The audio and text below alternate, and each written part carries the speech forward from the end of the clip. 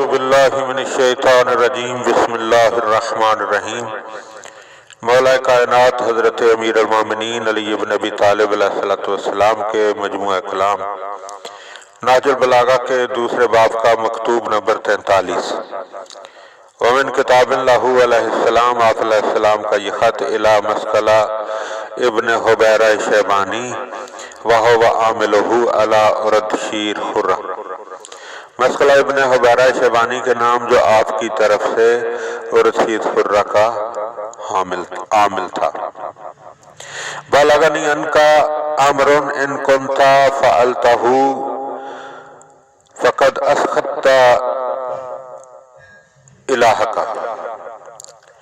مجھے تمہارا متعلق ایک خبر ملی ہے، جو اگر تم نے کیا ہے تو اپنے خدا کو ناراض کیا ہے۔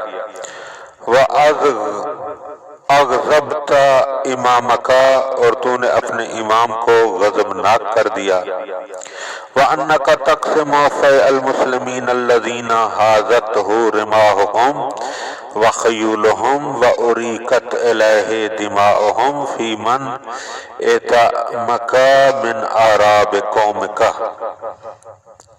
وہ یہ ہے کہ مسلمانوں کے اس مال غنیمت کو کہ جسے ان کے نیزوں کی انیوں اور گھوڑوں کی ٹاپوں نے جمع کیا تھا اور جس پر ان کے خون بہائے گئے تھے، تم اپنی قوم کے ان بدوؤں میں بانٹ رہے ہو جو تمہارے ہوا خواہ ہیں۔ والذی فلق الحبۃ وبرأ النسمۃ لئن کان ذلک حقا لتجدن بک علی ہوانا۔ اس ذات کی قسم جس نے دانے کو چیرا اور جاندار چیزوں کو پیدا کیا، اگر یہ صحیح ثابت ہوا تو تم میری نظروں میں ذلیل ہو جاؤ گے۔